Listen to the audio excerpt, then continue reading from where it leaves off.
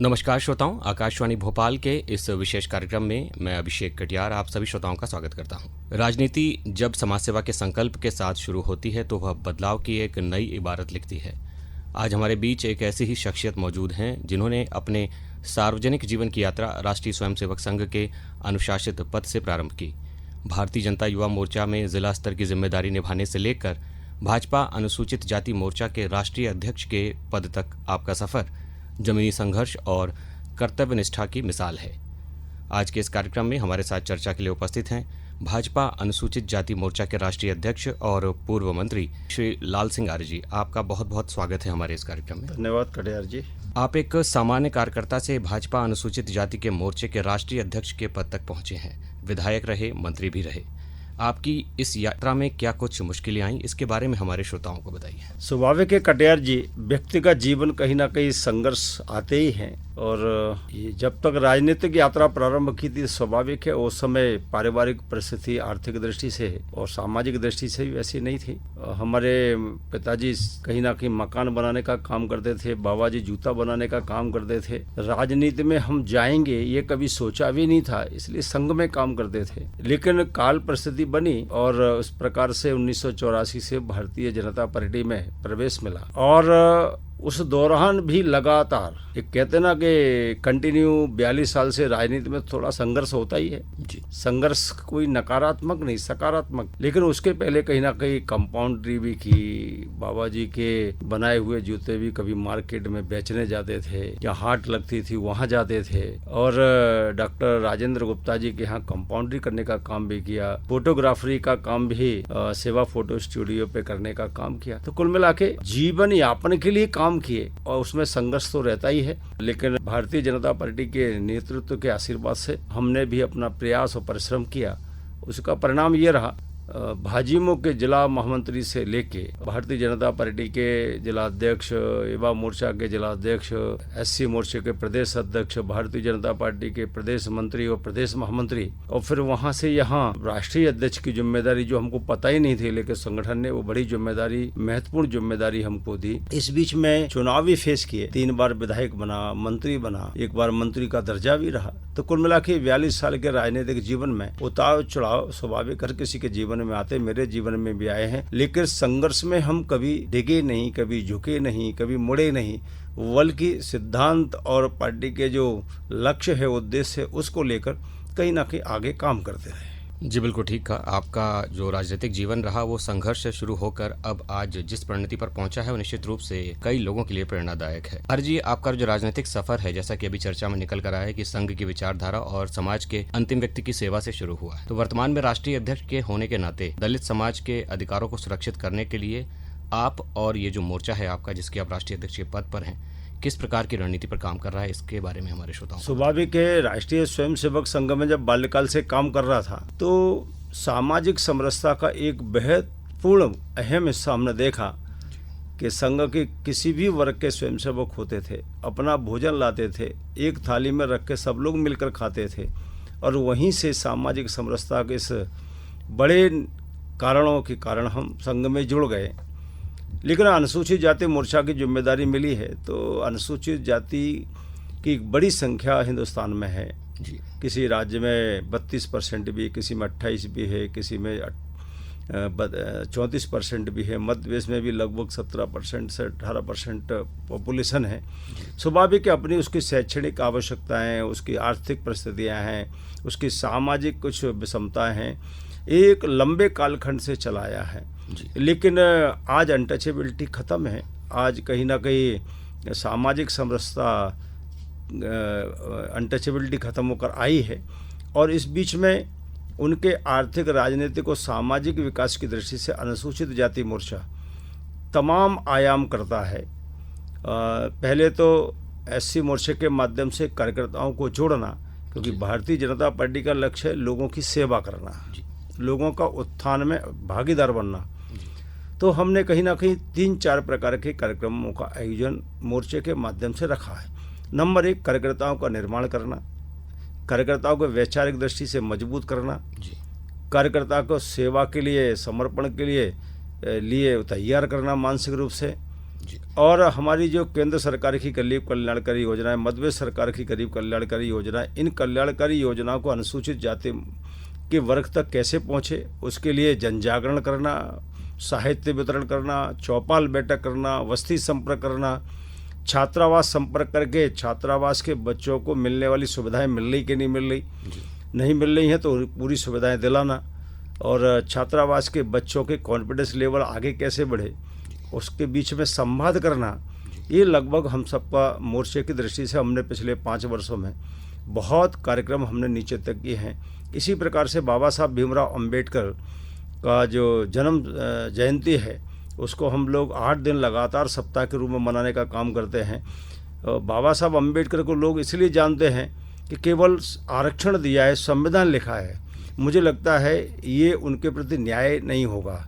बाबा साहब अंबेडकर ने भारत का संविधान तो लिखा है, आरक्षण की व्यवस्था तो उसमें की है, लेकिन बाबा साहब अंबेडकर ने अपनी जो थीसिस लिखी थी लंदन में आर्थिक दृष्टि से, उसमें आरबीआई का निर्माण होना चाहिए, ये भी उनकी कल्पना थी। हीरा कुंड सतलुज जैसे बांध बनना चाहिए जिससे पानी का स्टोरेज होगा, किसानों को पानी मिलेगा, उनका उत्पादन बढ़ेगा, उनकी आर्थिक स्थिति बढ़ेगी, बिजली उत्पादन होगा तो लोगों की आमदनी, सरकार की आमदनी बढ़ेगी और लोगों को खेतों तक पानी मिलने का काम होगा। इसी प्रकार से उन्होंने स्त्री शिक्षा, भारतीय संविधान के पहले भी और भारतीय संविधान और मंत्रिमंडल में भी बाबा साहब अंबेडकर ने संपत्ति में बराबरी का अधिकार देना, उनको मातृत्व अवकाश देना, उनको प्रेग्नेंट पीरियड में छुट्टी मिलना और फिर उसका वेतन भी मिलना, ये कहीं ना कहीं बाबा साहब अंबेडकर ने ही सबसे पहले इस बात पर बहुत संघर्ष किया। इसके साथ ही श्रमिक हैं तो श्रमिकों को 18 घंटे की बजाय 8 घंटे उनसे नौकरी लेना और उनको समय पर वेतन मिले, उनको ग्रेजुटी मिले, बीमा हो ताकि ज़िंदगी उनकी सुरक्षित हो, इस प्रकार के कार्यक्रम भी किए हैं। तो कुल मिला के उनका हिस्सा किसान भी था, महिला भी था, युवा भी था और गरीब भी था। तो कहीं ना कहीं मुझे लगता है इन सारी चीज़ों पर आज मोर्चा तो कर ही रहा है काम, लेकिन भारतीय जनता पार्टी के राष्ट्रीय नेतृत्व को मैं साधुवाद देना चाहता हूँ, खासकर हमारे माननीय प्रधानमंत्री जो बहुत संवेदनशील है, जिन्होंने एक एक नहीं 15-15 गरीब कल्याणकारी योजनाओं को लॉन्च कर दिया और जिसे लोग स्वीकार कर रहे हैं। बिल्कुल ठीक है सर, और कहीं ना कहीं केंद्र सरकार की योजनाओं में वो सारी चीज़ें परिलक्षित भी होती हैं। आप गोहद की गलियों से निकलकर मंत्री पद तक पहुंचे थे। आपको अगर आपके राजनीतिक स्तर की बात की जाए तो आपको जमीनी नेता कहा जाता है। आपके अनुभव के आधार पर श्रोताओं को बताइए कि आज गाँवों और बस्तियों में दलित समाज के जीवन स्तर और उसके आत्मविश्वास में आप किस प्रकार का बदलाव देखते हैं? स्वाभाविक है, शिक्षा का जब स्तर बढ़ा है, रहन सहन का स्तर बढ़ा है और कानून की नियम कायदे कानून बने हैं, इनके कारण कहीं ना कहीं एक अवेयरनेस आई है, एक जन जागरण हुआ है। अनटचेबिलिटी जो होती थी, छुआछूत है, वो आज समाज में प्राय खत्म हो चुकी है। लेकिन जहाँ होती भी है वहाँ कानून अपना काम करता है, उसको न्याय दिलाने का काम करता है। आर्थिक दृष्टि से इन 12 सालों में मोदी जी ने और मध्य प्रदेश में 20 साल में बीजेपी की गवर्नमेंट ने जो आर्थिक कल्याण की योजनाएं बनाई हैं, उनके पुनरुत्थान की योजनाएं बनाई हैं, जैसे प्रधानमंत्री आवास, तो उनका पैसा बच गया, गैस सिलेंडर चूल्हा देना, उनका पैसा बच गया, 5 लाख रुपए का आयुष्मान कार्ड देके उनका फ्री इलाज कराना, यानी कि उनको उसमें भी पैसा बच गया। फ्री नल जल योजना के माध्यम से पानी पहुंचाना, उसका भी पैसा उनका बच गया। मुद्रा बैंक और जनधन खाते खोलकर उनका पारदर्शी एक व्यवस्था कर दी ताकि पूरा पैसा उनको मिलने वाला वो उनके खाते में आए। कुल मिला के ये 5-7 चीजें इस प्रकार की गई। फ्री अनाज देना ताकि उसमें भी उनका एक पैसा बचे। तो ये जो पैसा बचेगा उसके कारण कहीं ना कहीं वो बच्चों को शिक्षा अच्छी दिलवा पाएगा, अच्छा रहन सहन की व्यवस्था कर पाएगा। तो ये कहीं ना कहीं आर्थिक स्थिति में आज दलित समाज लगभग 35% ये इसको इन गरीब कल्याणकारी योजनाओं का, मोदी जी की गरीब कल्याणकारी योजनाओं का लाभ मिल रहा है, उसका आर्थिक स्तर ऊपर हुआ है। प्रधानमंत्री अटल बिहारी वाजपेयी के सर्व शिक्षा कारण के अभियान के कारण और अभी फ्री शिक्षा के कारण लोगों में अवेयरनेस बढ़ी है कि शिक्षा हमको प्राप्त करनी चाहिए। वही ऐसा दरवाजा है जो हमारे विकास के सारे रास्ते खोलता है। यही भारत के संविधान निर्माता अम्बेडकर जी कहते हैं कि शिक्षा एक ऐसा ताला जिसको खोलो तो विकास के सारे रास्ते खुल जाते हैं। और आज इन योजनाओं के कारण 12 साल में 25 करोड़ लोग गरीबी रेखा से ऊपर उठे हैं। उसमें लगभग 35 से 40% दलित आदिवासी समाज भी है। तो जीवन के स्तर में भी बढ़ोतरी हुई हुई है, रहन सहन में भी बढ़ोतरी हुई है, आर्थिक स्थिति में भी बढ़ोतरी हुई है और शैक्षणिक दृष्टि से, राजनीतिक दृष्टि से भी परिपक्वता कहीं ना कहीं दलित समाज में पैदा हुई है। इसलिए आपने देखा होगा कभी कभी दलित समाज के मुद्दों पर लोग मुखर होते हैं, लेकिन उसमें भी एक चीज की आवश्यकता है कि निगेटिविटी क्या है, पॉजिटिव क्या है, ये बाबा साहब अम्बेडकर से सीखना चाहिए। क्योंकि बाबा साहब अम्बेडकर ने अनटचेबिलिटी के रहते समय उन्होंने जो आंदोलन किए वो आंदोलन सकारात्मक किए, कभी आग लगाने के कार्यक्रम नहीं किए, कभी मारपीट के कार्यक्रम नहीं किए। उन्होंने समाज में बदलाव व्यवस्था में हो और लोगों को बराबरी का अधिकार मिले, सामाजिक आर्थिक राजनीतिक न्याय मिले, अवसर की समानता मिले, इसके लिए काम किया। और मोदी जी ने बाबा साहब अम्बेडकर के इन्हीं ही भावनाओं को और संविधान की भावनाओं को आज कहीं ना कहीं दलित आदिवासियों के उत्थान और सम्मान के लिए निकाला है। बिल्कुल ठीक कहा सर। आरक्षण एक बहुत ही संवेदनशील विषय है, उस पर लगातार कई बार बात होती रहती है, खासतौर से जब हम क्रीमी लेयर की बात करते हैं। तो इस महत्वपूर्ण मुद्दे पर भाजपा और आपके मोर्चे का क्या स्टैंड है कि समाज में किसी तरह का भ्रम न रहे? मुझे लगता है कि भारतीय जनता पार्टी का और खासकर हमारी सरकारों का स्टैंड बिल्कुल साफ है। बरसों तक लोगों के साथ अन्याय हुआ है, अनटचेबिलिटी हुई है, उनके पास जमीन कम है, उनकी आर्थिक स्थिति बहुत दयनीय है, कुछ लोग शिक्षित हो गए, आर्थिक दृष्टि से संपन्न हो गए, इसका मतलब पूरा समाज नहीं हो गया। और इसी दृष्टि से भारत के राष्ट्र निर्माताओं ने खासकर संविधान में आरक्षण की व्यवस्था की है और इसी को देखकर की है। आदरणीय नरेंद्र मोदी जी बहुत साफ कहते हैं, प्रधानमंत्री जी, कि जब तक एक भी व्यक्ति के साथ अनटचेबिलिटी होती है, एक व्यक्ति गरीब रहता, तब तक उसके उत्थान के ये रास्ते हम लगातार चालू रखेंगे जी। जहाँ तक क्रीमी लेयर का मामला है, तो जो लोग पढ़ गए हैं, लिख गए हैं या आर्थिक दृष्टि से मजबूत हो गए हैं, मुझे लग रहा है उसी समाज में से अगर वो आवाज आएगी तो मुझे लगता है कि सामाजिक वैमनस्यता नहीं फैलेगी, सामाजिक उपद्रव नहीं होंगे, सामाजिक झगड़े नहीं होंगे। क्योंकि बाबा साहब अम्बेडकर ने भारत के विभाजन के समय कहा था, जब हैदराबाद के निजाम ने कहा कि देश विभाजन के लिए आप मेरे साथ आ जाइए, मैं बड़ा पद दूंगा, तो उन्होंने कहा विभाजन का कलंक लेकर नहीं मरना चाहता। इसका मतलब है वो राष्ट्रीय एकता और अखंडता के लिए काम कर रहे थे आंदोलन के बावजूद। तो मुझे लगता है कि ये राष्ट्रीय एकता अखंडता बनी रहे, भाईचारा बना रहे, मित्रता बनी रहे, सामाजिक समरसता बनी रहे, यही देश के लिए मजबूती है। और इसलिए गरीब वर्ग में से अगर कोई आवाज आती है कि इन चीजों को हमें नहीं चाहिए, तो मुझे लगता है सरकार को सोचना चाहिए। मैं पहली बार एमएलए बना 98 में, मुझे 10,000 रुपये वेतन मिलता था, पिताजी मजदूरी करते थे, लेकिन हमने सेल्फ निर्णय किया कि आज से हम बच्चों की छात्रवृत्ति नहीं लेंगे, तो तब से लेकर 98 से नहीं ले रहे हैं। अब कोई सेल्फ निर्णय करना चाहता है तो मुझे लग रहा है वो समाज में से ही आवाज आएगी और वो सरकार तक पहुंचे, फिर सरकार उसको निर्णय करे, तो फिर वो दोनों के बीच की बात है।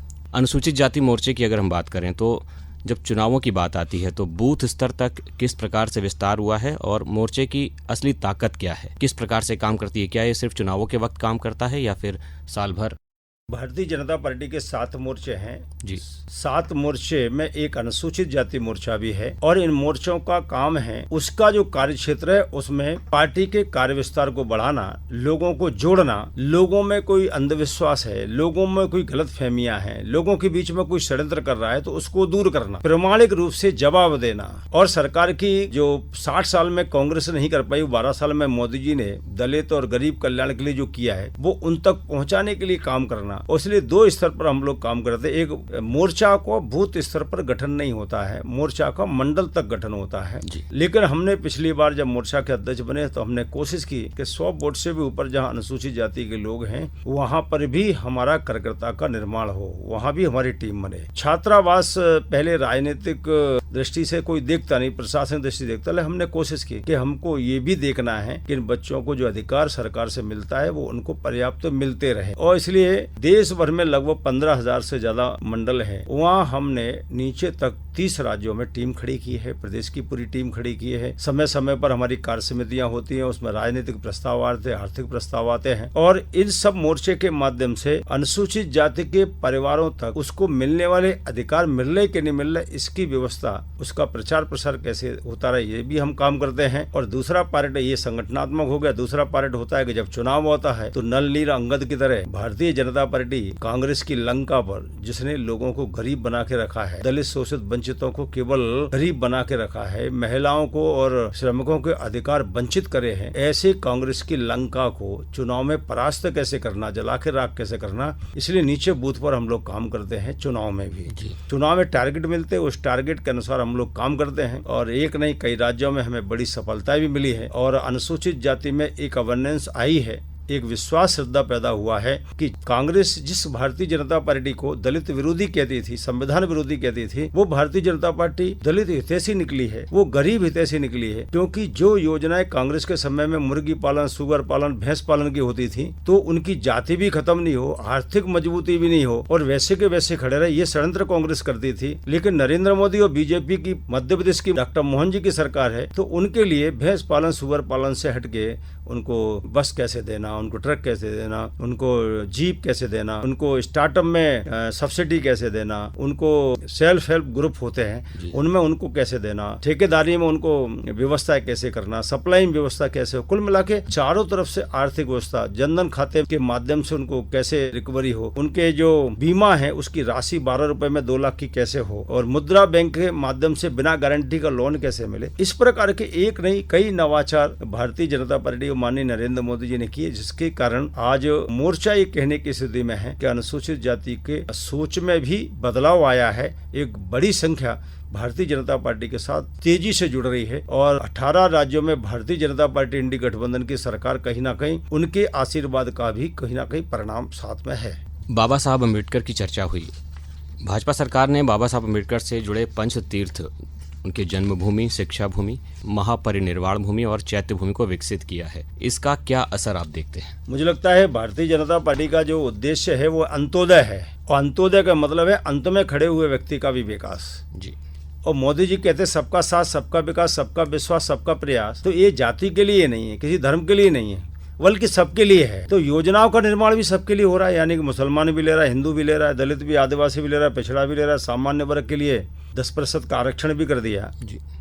लेकिन बाबा साहब अम्बेडकर जहाँ तक है, मैं ये कह सकता हूँ कांग्रेस की सरकारों के समय बाबा साहब अम्बेडकर को जो सम्मान मिलना चाहिए था वो सम्मान नहीं मिला। उनका राजनीतिक सामाजिक जीवन समाप्त करने के षड्यंत्र जरूर हुए। 1952 का पहला जब चुनाव लड़े, वो चुनाव जीत रहे थे, लेकिन बैलेट पेपर 73,000 से ज्यादा कांग्रेस सरकार ने जबरदस्ती कैंसिल करा दिए, जिसके कारण बाबा साहब अम्बेडकर को चुनाव हारना पड़ा। दूसरा, बाबा साहब अम्बेडकर ने 1954 का उपचुनाव लड़ा, वो भी चुनाव हराने का काम नेहरू जी ने किया। चाहते एक दलित लीडर, एक दलित समाज सुधारक जो अपने लिए नहीं कर रहा बल्कि राष्ट्रीय एकता के लिए, दलित शोषित वर्ग के लिए संघर्ष कर रहा है, ऐसे आदमी को निर्वोध चुनाव जिताकर भेजा जा सकता। लेकिन षड्यंत्र पूर्वक हराया, 2 बार पाप किया। उनका जन्म स्थान मध्य प्रदेश के मऊ में हुआ, वहाँ कोई राष्ट्रीय स्मारक कांग्रेस सरकार ने नहीं बनाया। दीक्षा भूमि उनकी नागपुर है, वहाँ कोई राष्ट्रीय स्मारक नहीं बनाया। चैत्य भूमि मुंबई है, वहाँ समुद्र के लास्ट किनारे पर जहाँ गंदगी आती है वहाँ उन्होंने चैत्य भूमि नहीं बनाई, बल्कि दिल्ली से 26 अलीपुर रोड जहाँ सरकारी मकान में अंतिम सांस ली थी, वहाँ अंतिम सांस लेने के बाद उनके परिवार के लोगों ने आग्रह किया नेहरू जी और कांग्रेस गवर्नमेंट से कि बाबा साहब अम्बेडकर को, रविदास मंदिर है वहाँ करोल बाग में, उसकी एक कमेटी है, उस लोगों ने सबने मांग की कि हमको छोटा सा टुकड़ा दे दिया जाए। बाबा साहब का हम एक स्मारक दिल्ली में बनाना चाहते, सरकार का छोटा सा टुकड़ा मिल जाए जमीन का, और बाबा साहब के अंतिम यात्रा निकालने की परमिशन दी जाए। दोनों ही चीजें नहीं मिली और कांग्रेस ने उनकी डेड बॉडी को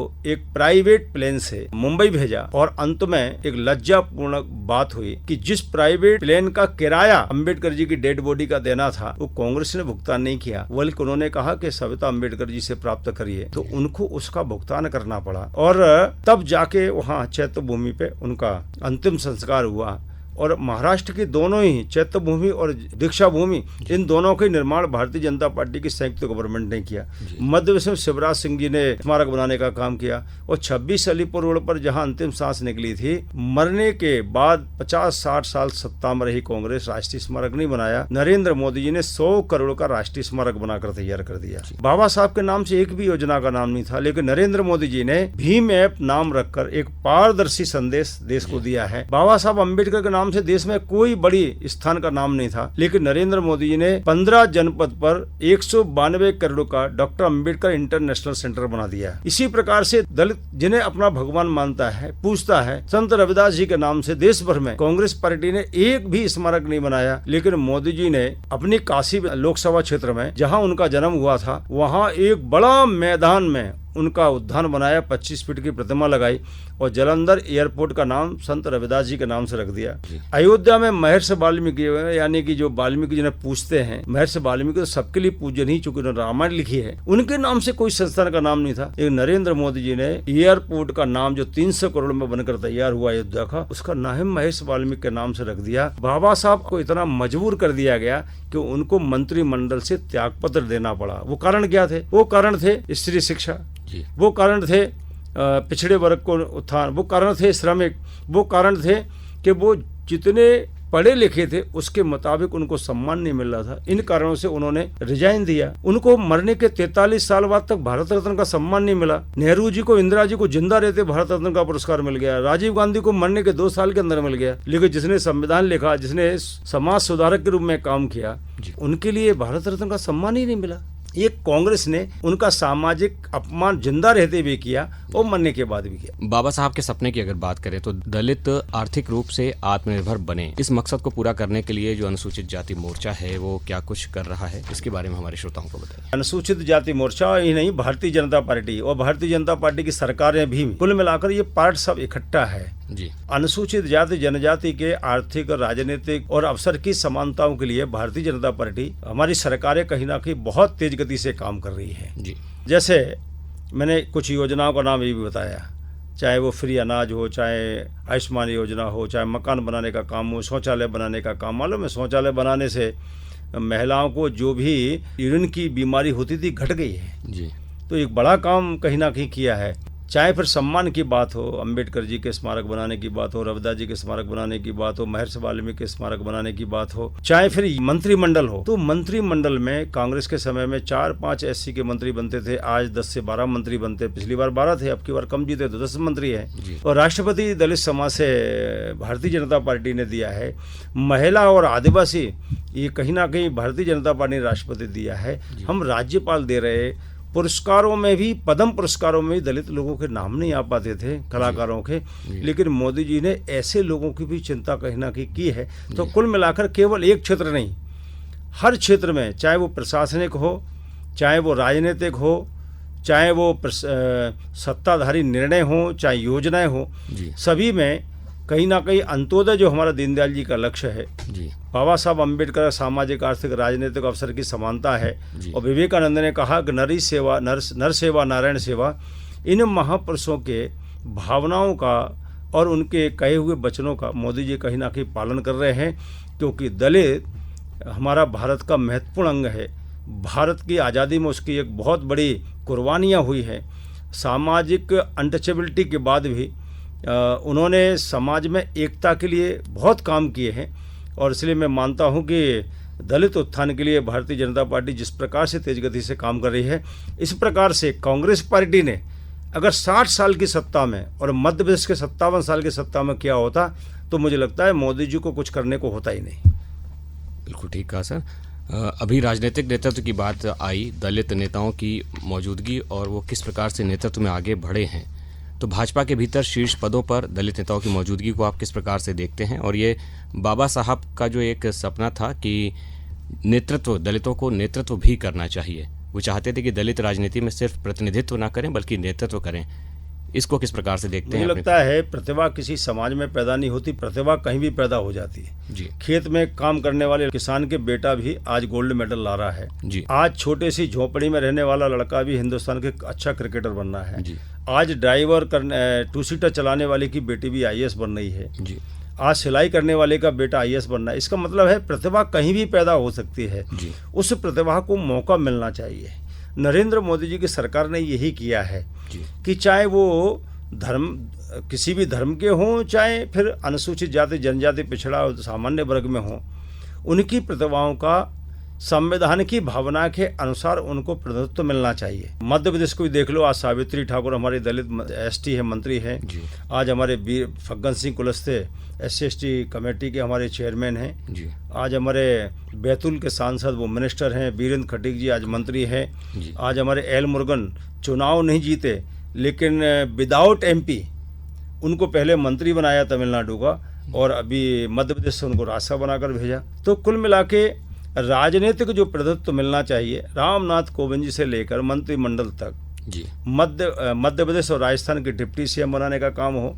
जी अति पिछड़े जो होते थे कुशवा समाज के लोग, कभी भी राजनीतिक नेतृत्व तो अच्छा नहीं मिलता था, लेकिन मोदी जी ने बिहार के मुख्यमंत्री बनाया है, उत्तर प्रदेश में उप मुख्यमंत्री बनाया है, मोहन यादव जैसे कार्यकर्ता को मध्य प्रदेश का सीएम बनाया है।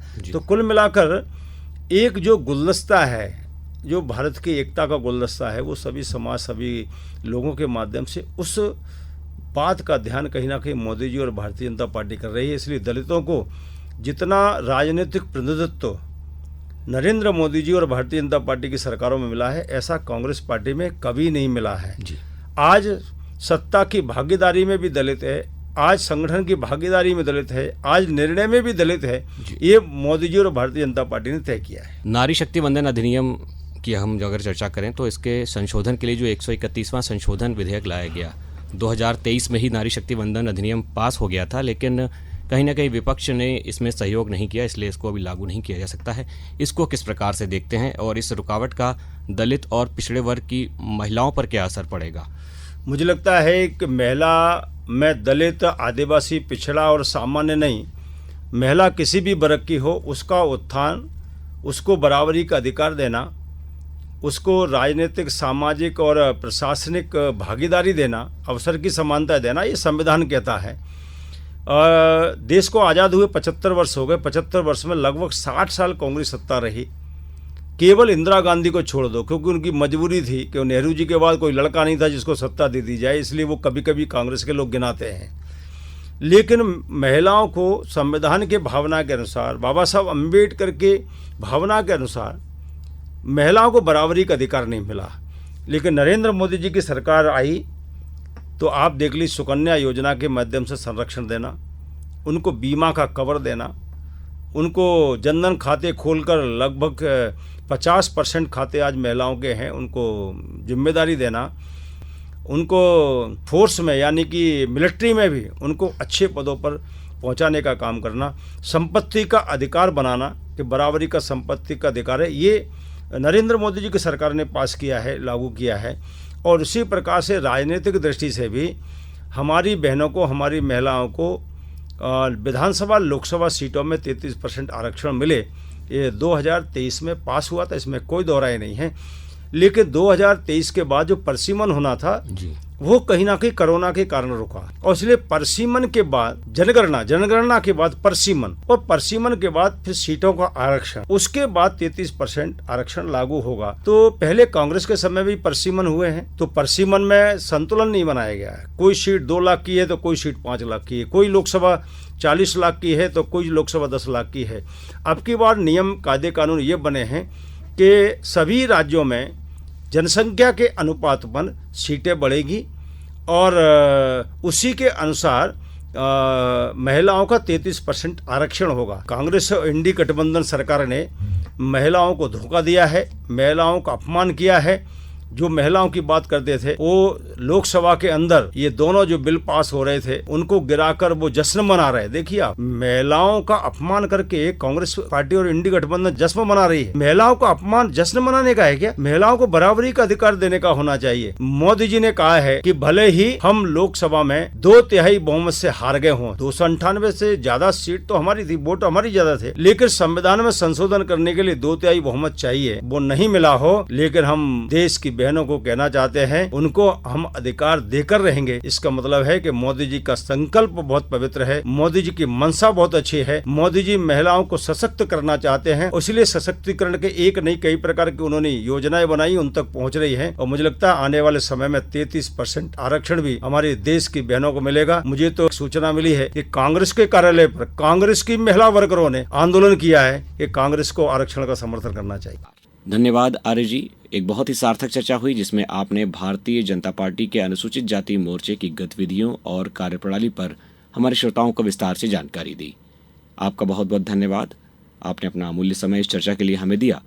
और श्रोताओं, आज के इस कार्यक्रम में बस इतना ही। मुझे दीजिए इजाज़त।